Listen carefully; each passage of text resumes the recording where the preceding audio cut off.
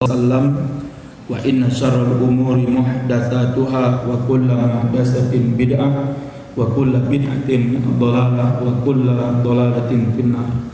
Ikhwan fillah arsyadun wassalamuallah. Alhamdulillah pada malam hari ini kita bersyukur kepada Allah Subhanahu wa taala bisa bertemu kembali dalam kajian kita pada malam hari ini. Mudah-mudahan apa yang nantinya kita kaji bersama mendapatkan maunah dan barokah daripada Allah Subhanahu wa taala.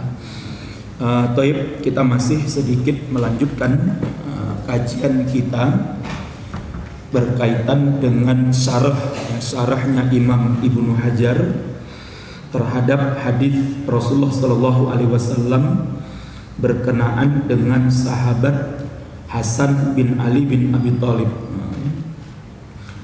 di mana hadis ini banyak mengandung hikmah dan hukum, ya. Di mana Rasulullah mengatakan inna ibni hada sayyidun, putraku ini yaitu Hasan bin Ali kelak akan menjadi seorang sayyid. Makanya menarik di daerah Palestina atau negeri Syam dan juga di sekitar Irak, ya. Orang-orang yang para ulama atau kaum muslimin yang mereka secara nasab itu sampai kepada sahabat Hasan, maka gelarnya adalah sayyid. Jadi kalau di Timur Tengah itu, jadi kalau sayyid, jadi kalau ada orang yang diberi gelar dengan sayyid, maka berarti ini adalah keturunan Hasan. Kalau Habib atau yang sering ya di kalangan kita ini Habaib atau Syarif, nah itu keturunan nasabnya sampai kepada sahabat Husain. Ini yang sering terjadi di Timur Tengah, walaupun terkadang yang keturunan Husain juga diberi gelar dengan Sayyid, tetapi yang mayoritas di Timur Tengah, kalau ada seseorang mendapatkan gelar sayyid, itu biasanya keturunan dari sahabat Hasan, ya. Kalau dia syarif di Timur Tengah itu sering namanya syarif, ya. Syarif itu berarti dari keturunan sahabat Husain. Kalau di Indonesia masyhurnya Habib atau Habaib. Nah, ini kalau Habaib berarti masyhur di kalangan para ulama, nasabnya sampai kepada sahabat Husain, ya. Sahabat Husain bin Ali bin Abi Thalib. Lah pertanyaannya, kenapa keturunan sahabat Hasan itu diberi gelar dengan sayyid? Salah satunya diambil dari hadis ini, di mana Rasulullah mengatakan inna ibni hada sayyidun, sesungguhnya putraku ini Hasan bin Ali kelak akan menjadi sayyid. Makanya anak-anak keturunannya Hasan bin Ali ini kemudian menisbatkan atau memberikan kunyah laqab gelar kepada mereka dengan gelar sayyid. Wallahu a'lam bishawab. Ini diantara yang pernah saya baca di beberapa artikel. Kemudian kemarin sudah kita bahas sampai nomor 5, ya, bahwa hadis di atas menjelaskan tentang Ra'fatu Muawiyah bir Ra'iyah wa syafaqatuhu 'alal muslimin, ya, wa syafaqatihi 'alal muslimin wa quwwati nadharihi fi tadbiril mulki wa nadharihi bil awaqib. Jadi sahabat Muawiyah ini adalah orang yang sangat sayang kepada rakyatnya ketika beliau memimpin negeri Syam, ya, sehingga bangsa atau kaum muslimin yang ada di negeri Syam mempertahankan, ya, kepemimpinan beliau, bahkan sampai beliau wafat pun berdirilah kemudian apa yang disebut dengan Bani Umayyah. Ini menunjukkan kalau orang-orang negeri Syam, penduduk negeri Syam itu tidak mencintai Muawiyah dan keluarganya, maka nggak mungkin Bani Umayyah itu bisa berdiri selama lebih kurang 100 tahun. Nah, pertanyaannya, kenapa Bani Umayyah itu bisa berdiri tegak di negeri Syam? Salah satunya adalah dukungan, kan, dukungan yang diberikan oleh orang-orang Syam terhadap sahabat Muawiyah bin Abi Sufyan. Ya, bahkan ketika terjadi perang Siffin, ya, negeri Syam, bangsa Syam atau kaum muslimin yang ada di negeri Syam siap membela sahabat Muawiyah meskipun harus terbunuh lebih dari 60.000 kaum muslimin yang ada di negeri Syam. Dan mereka tidak pernah menyalahkan sahabat Muawiyah bin Abi Sufyan. Bahkan ketika sahabat Muawiyah bin Abi Sufyan akan meninggal dunia, ya, menjelang wafatnya beliau, dan beliau sebenarnya ingin menunjuk orang dari keluarga beliau, orang dari di luar keluarga beliau. Itu keinginan sahabat Muawiyah pada awalnya, ya. Tapi kemudian orang-orang negeri Syam tidak menerimanya. Mereka menolak keinginan sahabat Muawiyah kalau menunjuk penggantinya selain dari anak keturunannya sahabat Muawiyah. Karena kata mereka, kami tidak mengenal siapa mereka, kami tidak tahu siapa mereka, maka tunjuklah putramu Yazid bin Muawiyah. Jadi sebenarnya apa yang dilakukan oleh sahabat Muawiyah menunjuk putranya Yazid bin Muawiyah itu sebenarnya adalah dorongan dan dukungan dari negeri Syam, penduduk negeri Syam, untuk agar sahabat Muawiyah mengangkat Yazid sebagai pemimpin pengganti Muawiyah kalau meninggal dunia. Karena sahabat Muawiyah sebenarnya waktu itu juga sudah tahu, ya, Yazid bin Muawiyah ini memiliki kekurangan. Karena kan kalau kita baca dalam sejarahnya, sahabat Yazid bin Muawiyah ini kan ketika masih kecilnya dia diurus di keluarga ibunya. Jadi ketika masih kecil, Yazid bin Muawiyah ini dibawa ke keluarga ibunya dan dididik keluarga ibunya. Dan keluarga ibunya ini keturunan Yaman. Makanya nanti menarik, ya. Makanya nanti kalau kita lihat di negeri Syam ini banyak penduduk Yaman. Itu salah satunya dulu adalah istri daripada sahabat, keluarga dari istri sahabat Muawiyah bin Abi Sufyan. Dan disebutkan waktu itu bangsa Syam, itu negeri kaum muslimin yang ada negeri Syam ini, banyak melakukan perkawinan musaharah dengan penduduk Yaman. Itu salah satunya diawali dengan pernikahan sahabat Muawiyah dengan seorang putri, seorang wanita yang merupakan keturunan dari negeri Yaman. Makanya kita lihat nanti Syiah ini juga ada garis benang merahnya ke atas, ya. Kenapa kok Syiah itu sangat dendam gitu kan, ya, kepada negeri Syam, kemudian Yaman kan itu kan, ya, kemudian Irak. Itu tidak lepas dari sejarah sejarah atau benang merah sebelumnya. Lah maka ikhwan fillah, ini penting untuk kita perhatikan. Dan akhirnya nanti sahabat Muawiyah menunjuk Yazid bin Muawiyah sebagai pengganti beliau. Sebelum wafatnya beliau sudah menunjuk Yazid bin Muawiyah, dan itu didukung oleh penduduk Syam. Taib ikhwan fillah, sekarang yang nomor 6, ya. Yang nomor 6 kata Imam Ibnu Hajar Al-Asqalani, wa fihi wilayatul mafdulil khilafah ma'a wujudil afdal li'annal hasana wa muawiyata wuliya kullun minhumal khilafah wa Sa'ad bin Abi Waqqas wa Sa'id bin Zaid fil hayati wa huma badriyan. Ya. Kata Imam Ibnu Hajar, di dalam hadis di atas ada satu kaidah. Ini kaidahnya Ahlus Sunnah wal Jamaah, ya. Jadi salah satu kaidah Ahlus Sunnah wal Jamaah dalam bab as-siyasah syar'iyah, politik Islam, salah satu kaidahnya adalah wilayatul mafdulil khilafah ma'a wujudil afdal. Sahnya, ya, sah seseorang menjadi khalifah atau menjadi pemimpin atau menjadi raja meskipun ada yang lebih afdol darinya, gitu ya. Jadi sahnya seseorang ketika dia dipilih menjadi raja, tapi ternyata di lain orang itu, orang yang sudah diangkat ini, ada yang lebih lebih afdol. Artinya sahnya seorang diangkat menjadi khalifah atau raja dalam pandangan Islam meskipun ada orang yang lebih lebih utama darinya. Dan ini pendapat ini ditolak oleh Syiah dan Khawarij. Jadi orang-orang Syiah, salah satu akidah Syiah dan akidah Khawarij, mereka tidak mengakui kepemimpinan seseorang yang ternyata ada orang yang lebih baik atau lebih utama darinya. Makanya kenapa Syiah menganggap kepemimpinan sahabat Abu Bakar, sahabat Umar, dan sahabat Utsman itu tidak sah, karena menurut mereka sahabat Ali itu lebih afdal daripada apa?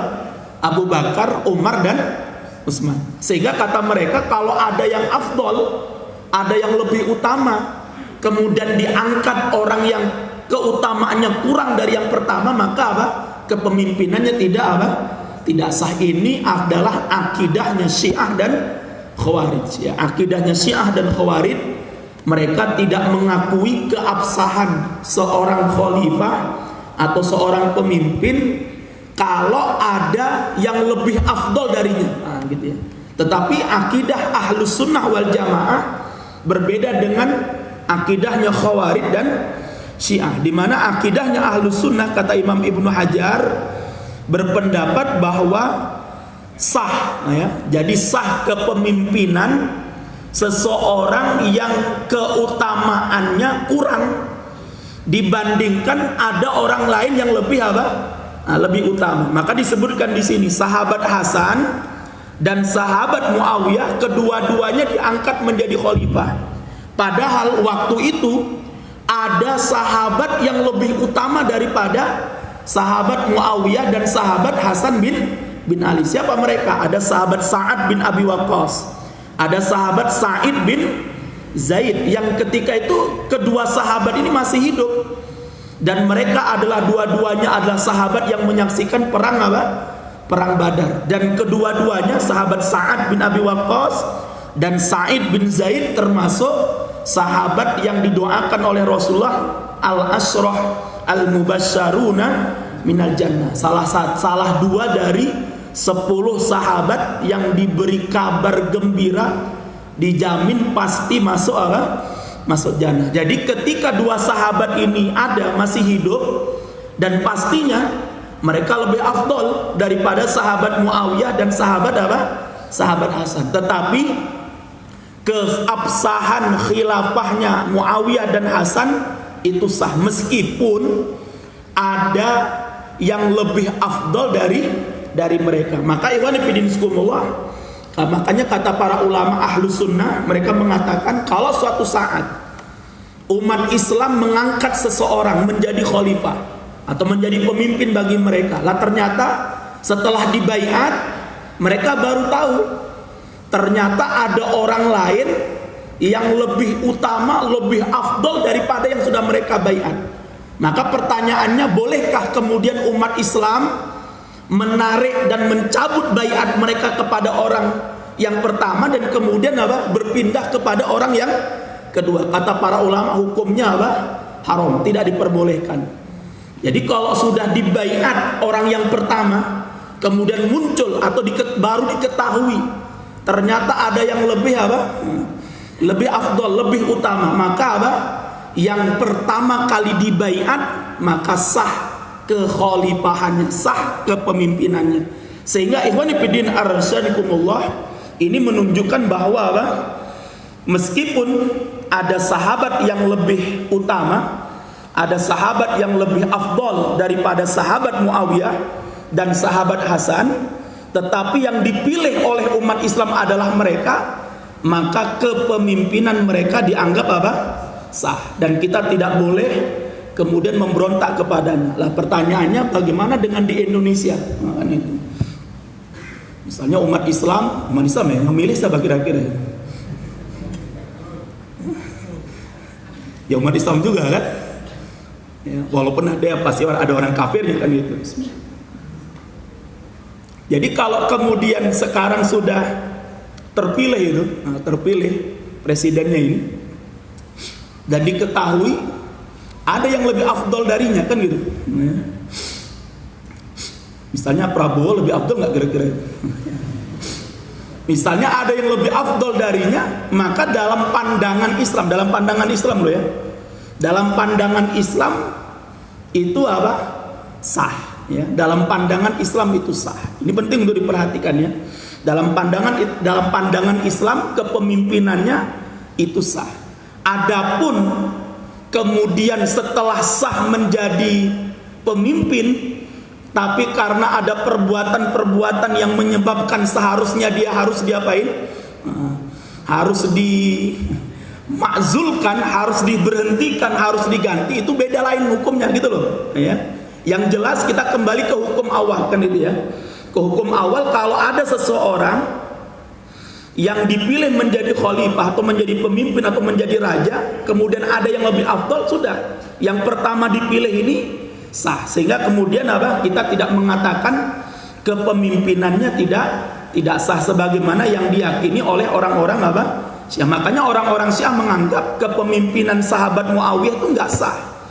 Kenapa? Karena ada yang lebih afdal dari Muawiyah. Dan itu siapa? Sahabat Hasan menurut mereka. Jadi sahabat Hasan itu lebih afdal daripada sahabat Muawiyah. Kalaupun sahabat Hasan nggak jadi pemimpin, ada sahabat Husain yang menurut pandangan mereka sahabat Husain itu lebih afdal daripada apa? Muawiyah. Kenapa? Sahabat Husain, ya. Sahabat Husain menurut mereka titisan Tuhan, ya kan? Sahabat Husain menurut Syiah maksum, ya kan? Tidak pernah berbuat dosa, tidak pernah berbuat kesalahan. Bahkan dedengkot Syiah di Indonesia mengatakan Husain bin Ali termasuk sahabat Ali itu, kata mereka adalah apa?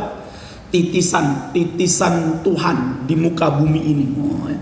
Nah, keyakinan titisan Tuhan ini akidahnya siapa kan gitu? Karena kita tidak meyakini adanya yang maksum selain siapa? Rasulullah Shallallahu Alaihi Wasallam. Selain Rasulullah tidak maksum, kecuali kata para ulama, ijma'nya para ulama. Jadi ijma'nya para ulama itu menjadi maksum. Tapi kalau individu-individu tidak ada yang maksum setelah Rasulullah Shallallahu Alaihi Wasallam. Lah oleh sebab itu ikhwan fillah, maka konsekuensi daripada kaidah ini, kita mengakui keabsahan kekhalifahan sahabat Hasan bin Ali bin Abi Thalib meskipun hanya 6 bulan ya. Diperkirakan kekhalifahan sahabat Hasan itu hanya sekitar berapa? 6 bulan lebih sedikit kan itu. Begitu juga kita meyakini kesahan atau keabsahan kekhilafahan sahabat Muawiyah meskipun ada sahabat lain atau ada sahabat yang hidup ketika itu yang lebih afdol daripada sahabat Muawiyah bin Abi Sufyan. Makanya para ulama kemudian mengatakan di dalam kita memilih pemimpin itu sebenarnya ada dua hal yang harus diperhatikan. Yang pertama dari sisi ketakwaannya, yang kedua adalah dari sisi apa? Kemampuan dia untuk memanage negara. Ini penting ya. Makanya nanti sebagian ulama Ahlus Sunnah berpendapat bahwa seseorang yang kurang baik akhlaknya, tetapi dia memiliki kemampuan dalam memanage sebuah negara, itu lebih utama untuk diangkat daripada orang yang memiliki keutamaan dalam ketakwaan dan keimanan tapi tidak mampu untuk mengatur dan mengurus negara. Apalagi takwanya kurang, ngurus negara orang mampu. Ini lebih orang layak aslinya dulu Bang. Aslinya orang layak. Tapi pun terpilih ya pripun. Jenengan mau ngamuk ya monggo gitu kan ya. Jadi ini penting untuk diperhatikan ya. Jadi kita memilih, jadi kan kita harus pahami nih ya. Jadi ketika kita memahami siasah itu penting gitu loh ya. Sehingga kita tidak asal ngomong, asal bicara. Tapi dalam Islam itu seperti itu. Makanya kita lihat nanti ya. Ketika sahabat ketika Yazid bin Muawiyah, ini penting, coba kita lihat sejarahnya ya kan. Ketika Yazid bin Muawiyah meninggal dunia, maka Yazid menunjuk putranya menjadi seorang pemimpin. Yang menjadi calon pemimpin penggantinya adalah Muawiyah bin Yazid namanya ya. Jadi Muawiyah bin Yazid bin Muawiyah bin Abi Sufyan. Jadi putranya Yazid itu namanya adalah Muawiyah. Jadi biasa orang Arab itu biasanya apa? Menamakan anaknya dengan nama apa? Kakeknya. Itu sudah menjadi kebiasaan. Jadi biasanya orang-orang Arab itu menamakan anak pertamanya itu dengan nama kakeknya. Jadi dengan nama bapaknya itu sudah menjadi kebiasaan ya. Jadi misalnya kalau orang Arab ya, saya kan bukan orang Arab gitu kan ya. Jadi kalau saya sebagai orang Arab, bapak saya namanya Anwar, nah itu biasanya apa? Anak pertamanya diberi nama dengan apa? Anwar kan itu. Nah, itu sudah menjadi kebiasaan lumrah biasanya di kalangan apa? Di kalangan orang Arab. Lah Muawiyah bin Yazid bin Muawiyah ini orang yang nggak mampu ketika itu menjadi apa? Pemimpin. Ya, dia nggak memiliki kemampuan menjadi pemimpin. Ditambah lagi memang tidak punya niat untuk jadi pemimpin, nggak punya semangat, nggak punya selera, nggak punya keinginan untuk menjabat, tuh nggak memiliki apa? Keinginan. Tapi karena sudah ditunjuk oleh Yazid sebagai apa? Raja pengganti dia, ya sudah akhirnya apa? Umat Islam membaiat siapa? Muawiyah bin Yazid. Tapi Muawiyah bin Yazid setelah dibaiat ngomong, ya, saya orang nggak mampu untuk mengurus negara seluas ini, ya. Dari sampai ke wilayah Afrika, bahkan di masa sahabat Muawiyah sudah mulai melakukan penaklukan ke Bizantium kan itu, ya. Kata Muawiyah bin Yazid, saya nggak mampu. Yang kedua, memang saya dari awal itu nggak pingin jadi apa? Pemimpin. Nah terus gimana? Ya sudah, pokoknya sekarang saya mau pulang masuk rumah. Nah terus gimana dengan kami? Sudah, terserah kalian angkat siapa. Akhirnya kemudian kaum muslimin mengangkat seseorang yang menjadi wakil daripada Muawiyah bin Yazid bin Muawiyah. Sudah. Jadi Muawiyah bin Yazid ini keluar dari rumahnya kapan? Pas sholat aja. Pas sholat masuk lagi ke rumahnya. Jadi tidak pernah memutuskan, juga nggak pernah ngurus rakyatnya. Maka apa? Dalam sejarah dikatakan beliau hanya memimpin itu, ada yang mengatakan 40 hari, ada yang mengatakan berapa hari? 3 bulan saja. Ya. Jadi ini khalifah tercepat itu kan ya. Ada yang mengatakan 40 hari, ada yang mengatakan cuman berapa?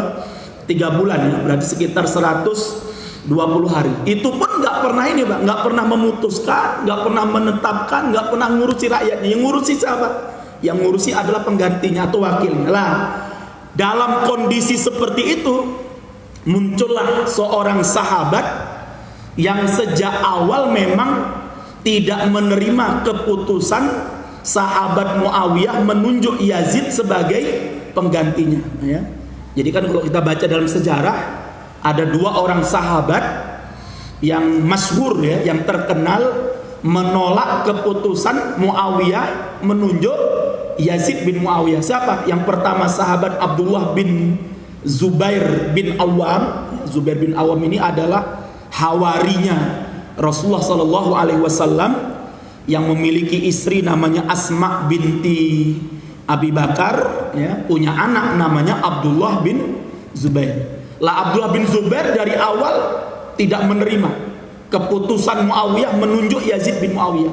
Setelah Abdullah bin Zubair yang tidak menerima keputusannya Muawiyah adalah sahabat Husain bin Ali bin Abi Thalib radhiyallahu taala anhu.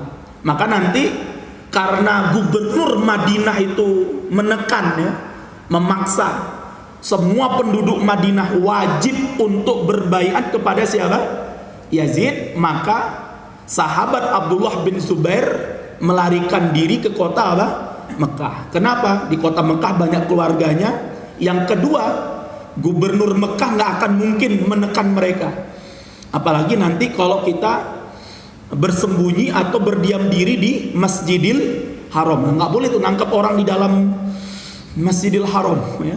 Maka Abdullah bin Zubair melarikan diri ke Mekah dan kemudian diikuti nanti oleh sahabat Husain bin Ali bin Abi Thalib. Lah nanti ketika kekhilafahan Bani Umayyah ini dalam kondisi lemah karena apa?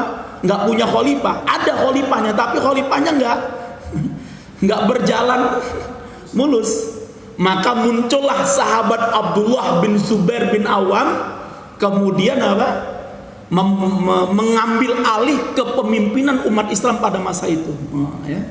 Dan kemudian sahabat Abdullah bin Zubair ini mengajak beberapa wilayah-wilayah yang menjadi kekuasaan Bani Umayyah untuk mendukungnya menjadi khalifah, kan itu, untuk menjadi pemimpin ketika itu. Maka ketika itu Abdullah bin Zubair mendapatkan beberapa dukungan ya, terutama wilayah Hijaz, Irak, kemudian Mesir. Akhirnya apa?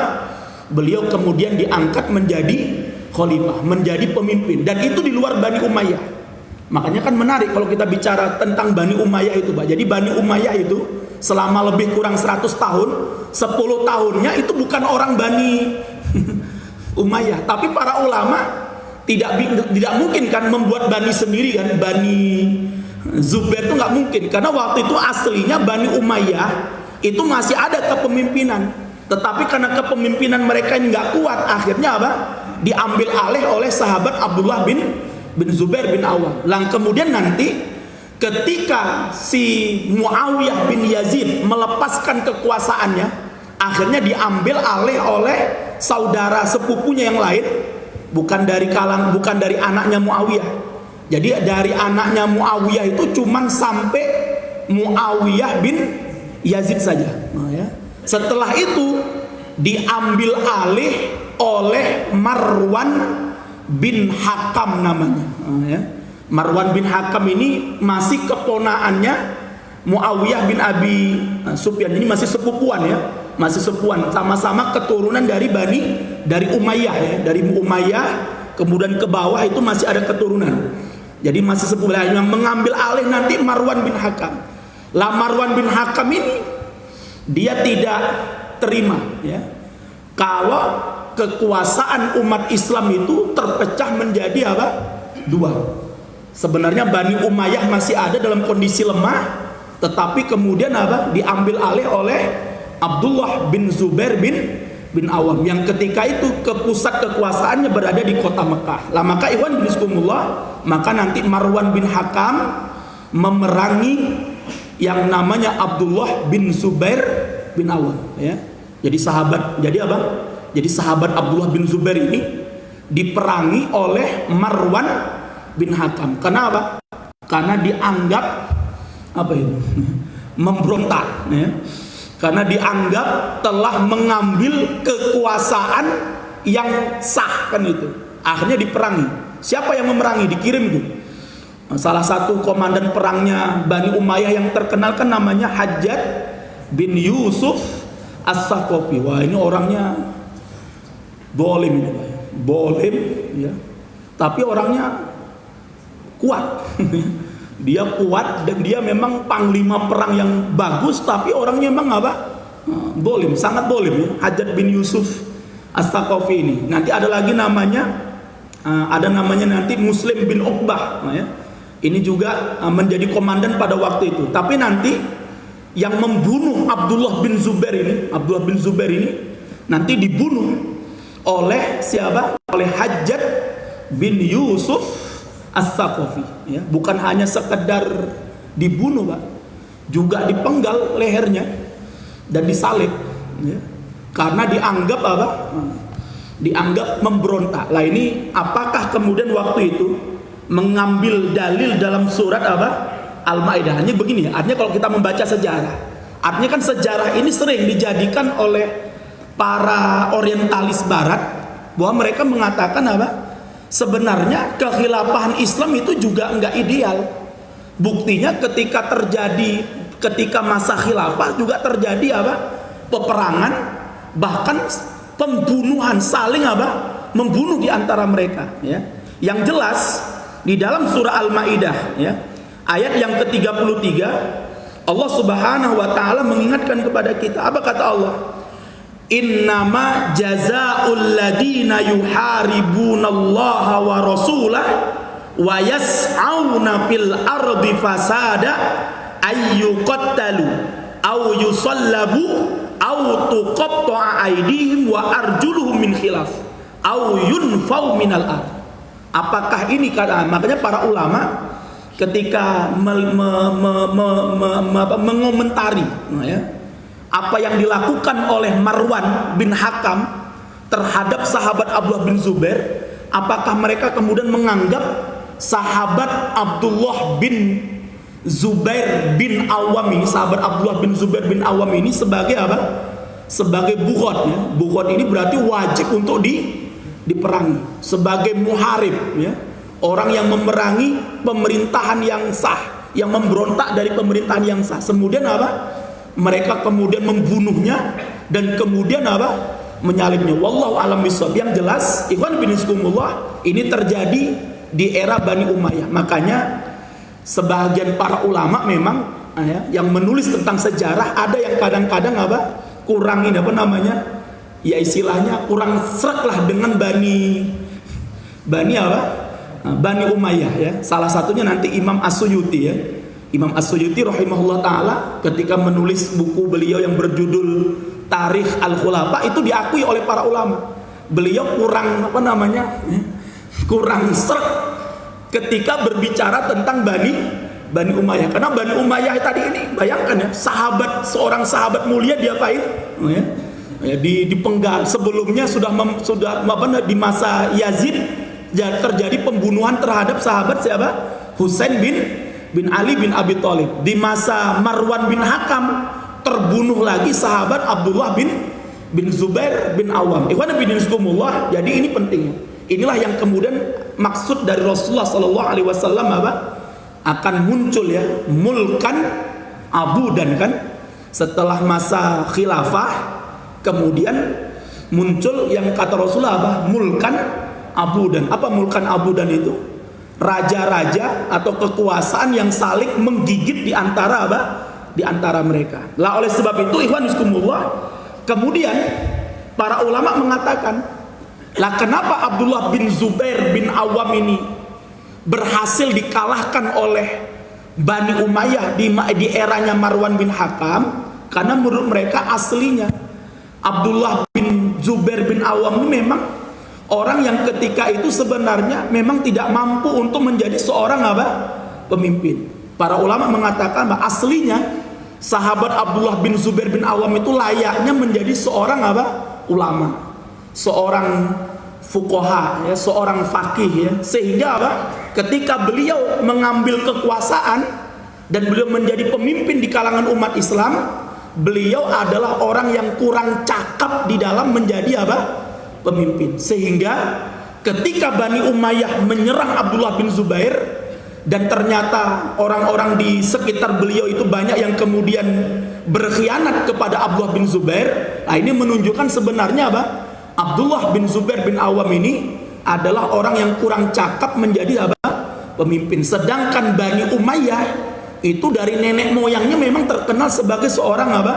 Seorang penguasa. Lah oleh sebab itu ikhwan fillah iskumullah, ini penting ya. Jadi ketika kita memilih seorang pemimpin, tidak hanya melihat dari sisi apa? Ketakwaannya saja ya. Tapi juga dilihat dari apa? Sisi kemampuan dia untuk memanage, mengatur dan mengemban amanah sebagai seorang apa? Pemimpin. Makanya ini yang harus menjadi pertimbangan besar bagi kita, dan itu memang hari ini sedang kita mendapatkan ya, kita mendapatkan ujian ya, apalagi menjelang pilkada ya, pilkada. Apalagi hari ini umat Islam nggak lihat itu bang ya. Umat Islam sekarang nggak lihat dia takwa atau dia mampu ya. Yang penting saiki sopo sing duwete sing gede ya, sing okeh kan itu kan ya. Makanya saya sering sampaikan Pak, jadi kita ini selama 75 tahun merdeka ya, itu memang rakyat Indonesia itu memang dibodohkan terhadap politik ya. Memang nggak ngerti Pak. Dan umat itu, rakyat Indonesia tuh selama 75 tahun itu memang tidak pernah mendapatkan, ya, tidak pernah mendapatkan pendidikan politik yang benar, itu nggak ada, nggak pernah, ya. Itu ada di tingkat DPR MPR aja itu. Adapun di bawah mereka nggak pernah itu ngajarkan itu, ya. Walaupun ada, itu hanya sebatas basi aja. Faktanya memang, ya, yang dipilih oleh umat, yang dipilih oleh rakyat itu, ya tadi itu sopo sing duwete oke, yang bisa memberikan sembako yang banyak, kemudian siapa yang bisa memberikan jaminan-jaminan yang janji-janji yang muluk-muluk, ya kan, ya, walaupun hanya sekedar janji itu kan. Yang penting pinter berjanji, ya. Jadi rakyat kita itu nggak pernah mendapatkan, ya, tidak pernah mendapatkan pendidikan politik yang benar tuh kayak apa, ya. Jangankan rakyatnya, Pak, yang menjadi calon pemimpin aja mungkin nggak paham itu, ya. Yang penting dia diusung jadi apa? Jadi calon, ya sudah, pokoknya oke, duit oke, mangkat gitu kan, ya. Daftar gitu kan, ya. Terus itu aku oh gampang, udah ada di belakang sing ngatur dirimu, tenang aja, ya. Pokoknya ente maju gitu kan. Ikhwan bismillah. Jadi makanya hari ini kita umat Islam tuh penting sebenarnya, Pak, ya. Penting, walaupun memang berat, ya. Berat. Karena apa? Karena hari ini tadi itu rakyat sudah sudah termindset kan itu kan, ya, di masyarakat, ya. Kita datang kepada mereka, pilih Pak pemimpin yang baik, ya, yang sholat, sing agamane apik, ya ngopo agamane apik tapi perut kosong, ya.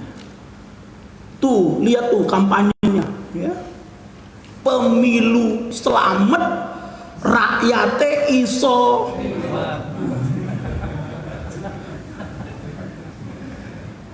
Kan gitu. Bagi mereka kan gitu tuh. Ya. Ngopo sholat jungkir balik, kemudian perut kosong, ora iso ngliwet, padha wae mung ngomongne. Ruwet kata mereka, Pak. Jadi jenengan datang ya harus bawa sing iso buat mereka ngliwet. Lah maka ikhwan bismillah lah ini. Dan memang itu sudah memang itu memang dibuat kayak gitu, Pak. Jadi memang rakyat kita ini memang dibodohkan, Pak. Nggak usah kasih mereka gambaran tentang politik yang benar, jangan kasih mereka narasi, jangan kasih mereka impor, itu sudah. Pokoknya suruh mereka manut toh. Akhirnya ya sudah, Pak.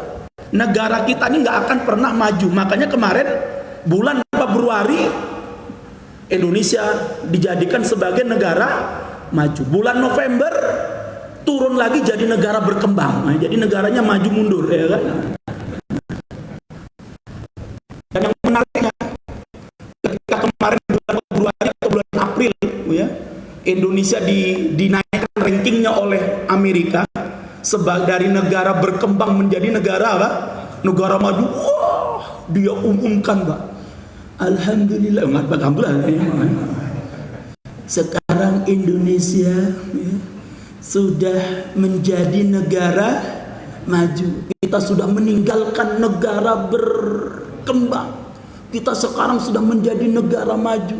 Berarti negara yang hari ini sudah disamakan dengan negara-negara yang ada di Eropa. Bulan November dicabut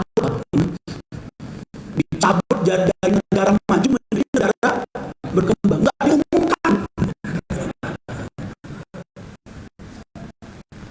Jadi kalau pesan baik dia sok baik mengumumkan, pas balik lagi diam aja. Nah ini Pak sekalian yang dimuliakan oleh Allah Subhanahu wa Ta'ala. Jadi makanya Pak, pemilu kita ini nggak pernah maju, Pak. Dari dulu, dari sejak saya apalagi di era Soeharto, kan? Di era Soeharto orang sudah orang milik Golkar, ambiar. Sekarang juga sama kan gitu kan. Soal orang milih sebut ke mereka lagi berkuasa kan gitu kan. Dan itu terjadi pada masyarakat kita. Nah, makanya oleh sebab itu sekarang tugas kita sebenarnya, tugas kita di masyarakat, bagaimana kita memberikan pendidikan, pendidikan berkaitan dengan politik ini dalam Islam. Kita tidak melihat kepada sosok yang hanya sekedar